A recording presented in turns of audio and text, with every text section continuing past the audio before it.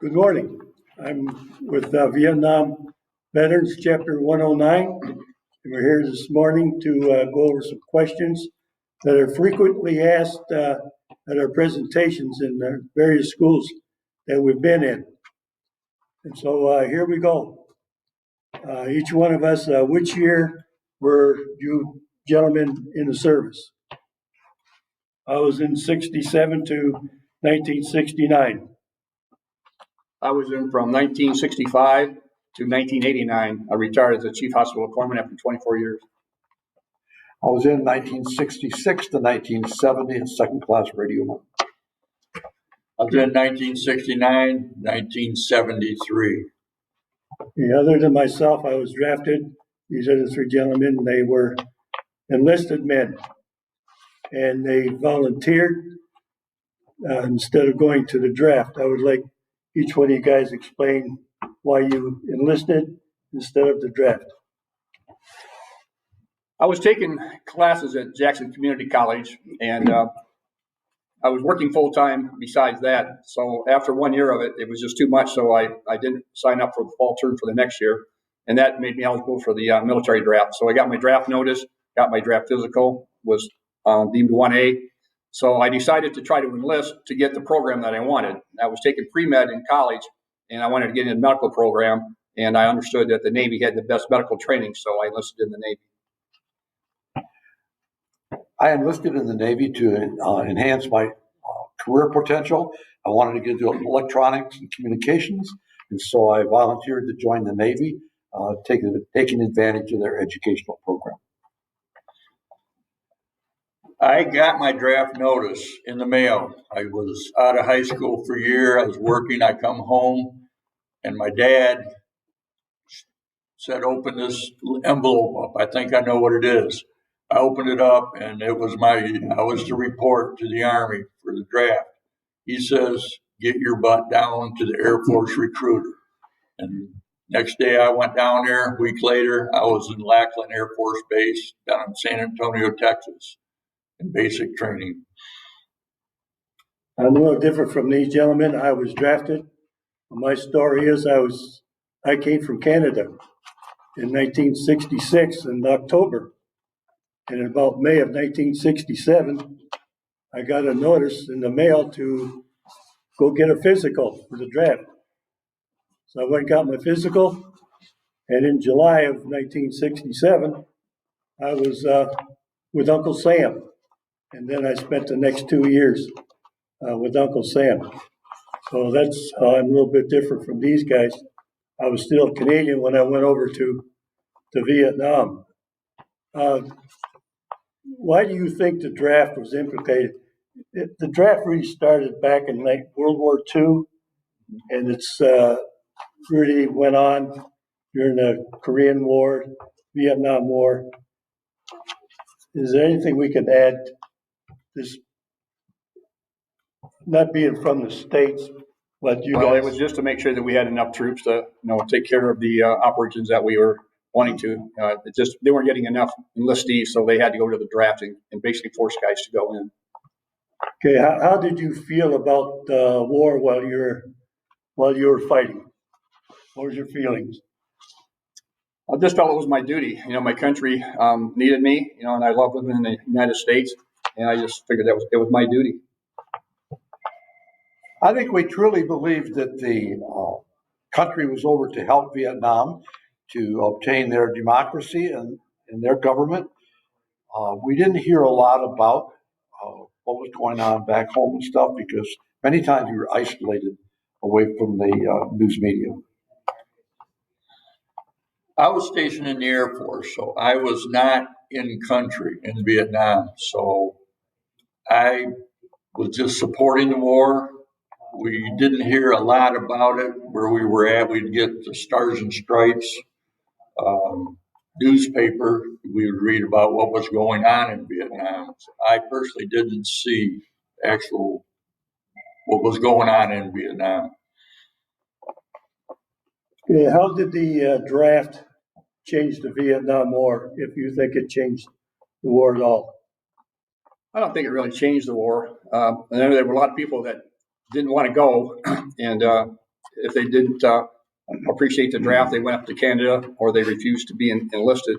But I think for the most part, about 70% of the fellows that went over to Vietnam were enlistees.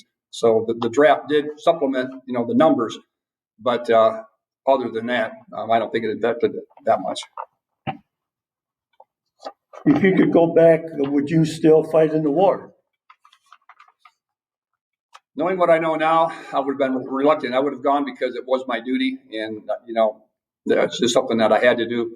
But the way it was fought, and the way it ended up, it definitely wasn't worth the loss that we had of all the men.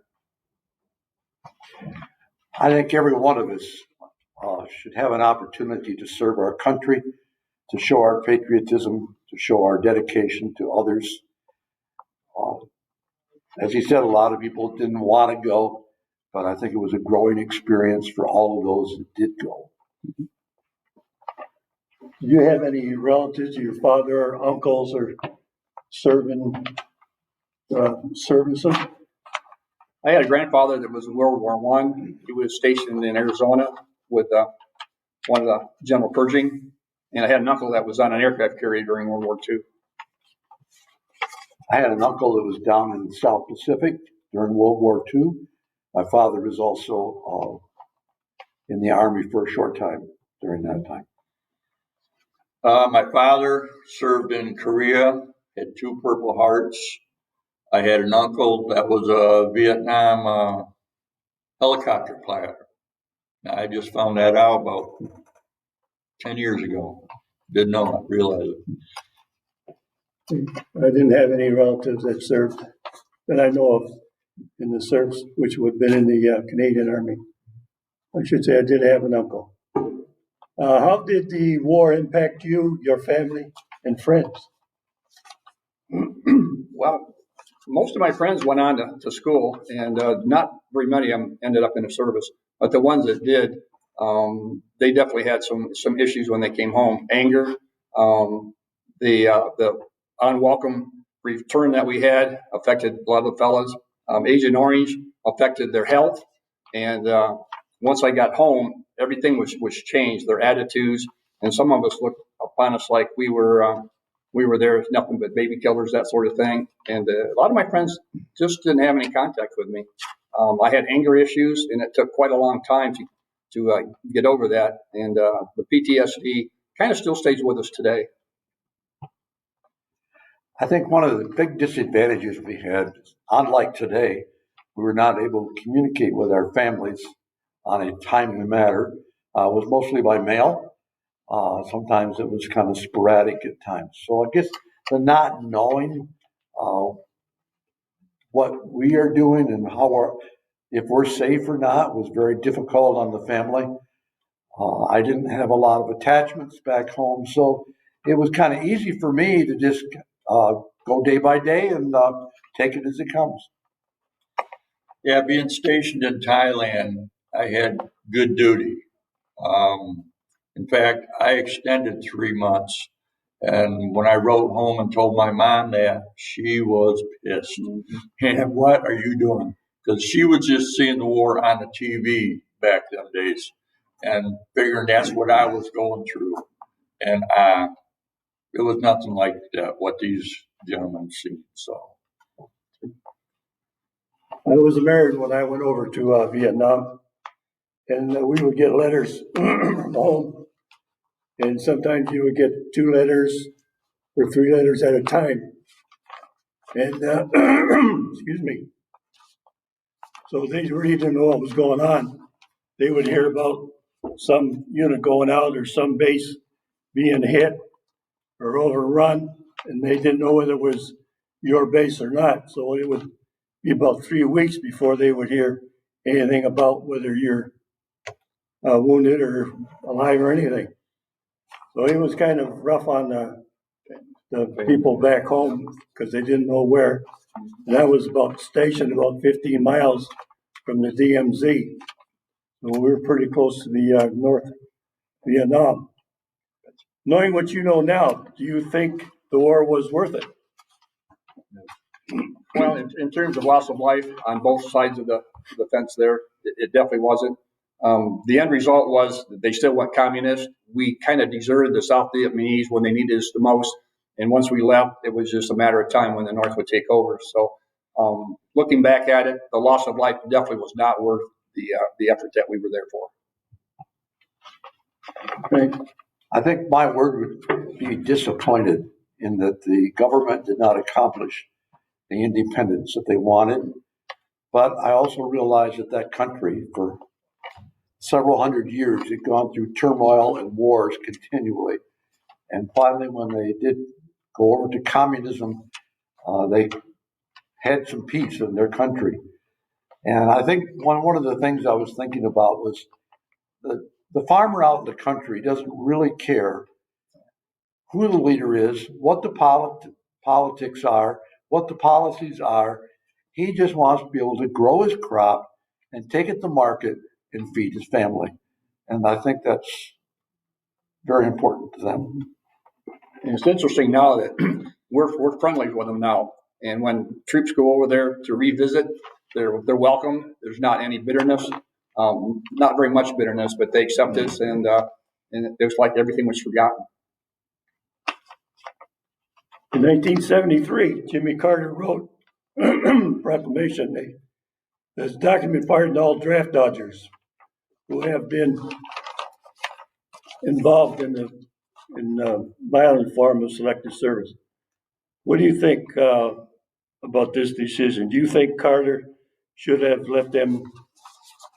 Should he have pardoned Wow, that's these a draft tough one. dodgers? At the time he did this, I was pretty upset about it. You know, I did my duty. I didn't want to go, but I went. I mean, I could have refused and maybe gone to Canada, but I just thought, hey, I was born in America. This is my country. My country needed me, so I enlisted. And the ones that didn't, I lost all respect for it.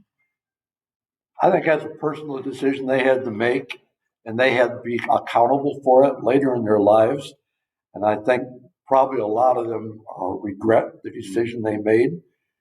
But we learn, even as teenagers or young people, your life depends on your decisions that you make along the way. We have to make them wisely. How were you treated by the citizens once you came back home? For the most part, fairly well. My family, of course, was all glad to see me. Several of my friends didn't make any contact with me. They kind of were wondering what kind of a person I was when I would come back. But for the most part, I transitioned back to civilian life pretty easily. I stayed in the reserves for quite a while, for 24 years, and that kind of helped me transition to keep my PTSD under control. But you know, I transitioned back to civilian life pretty easily. I think there was a general opinion of, oh, you're one of them by the people. So most of the guys, when they came back from Vietnam, they went into a shell. They didn't really share with a lot of people. Many of them didn't even share with their family what they had gone through. And so they kind of just hid the fact, picked up a new career, started forming families and stuff, rebuilding their lives. And not until many years later, like many of us and the Vietnam veterans, that we start opening up and just realizing and talking to each other and telling our families and you people today about what Vietnam was like. When I come home, I got a taste of what the protests were in the airports and stuff. Mm-hmm. When I got home to Michigan Center, it's a small community. They weren't protesting here. You know, everybody was happy. I made a home alive. And so I didn't really see any protests except on TV. That's about all I saw when I came home. I came through Metro Airport and didn't see anything going on there. Doc, do you want to have you explain a little bit about the Agent Orange and how it's affected individuals? Agent Orange was used as a defoliant. They use it around landing areas, you know, the airports and whatnot, to keep the brush and the underbrush cleared. So there was a buffer between the base and where the enemy could be spotted.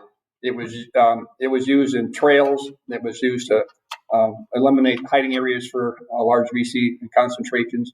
And what it is, it's a very toxic product that kills, plant life, and it is sprayed from the air. It's a liquid. Actually, it's a powder that they reconstitute and spray. And what it does within a short amount of time, it kills all the vegetation. And over time, it seeps into the ground, and your crops will have some of that stuff in it when you eat it, that sort of thing. But what it does is it affects your DNA. It attacks the nucleus of your cells when they try to replicate, and it makes them go crazy. Either they don't develop correctly, or they overdevelop, and it develops cancer in folks. And the biggest problem that they have with some of the effects of the toxin that gets into your body is over time it destroys your heart. You don't get enough oxygen to your heart. It's called ischemic heart. Diabetes is one big thing. Pancreatic cancer is one thing, and your survival rate for pancreatic cancer is about 4%. And one of our members had pancreatic cancer, and he had like a 2 to 4% chance of surviving it, and he's still with us today after 4 or 5 years. He's our miracle man. I've had prostate cancer. Some of the other fellows have had cancers with it, and prostate cancer is a big one. They just approved 3 more conditions that the VA is supposed to cover for treatment and compensation, but it is a very toxic material, and it's causing a lot of deaths today still. What about PTSD? Because a lot of soldiers came home and really didn't know what was going on as far as PTSD when they first came home. They went through a lot. Can you explain some of that?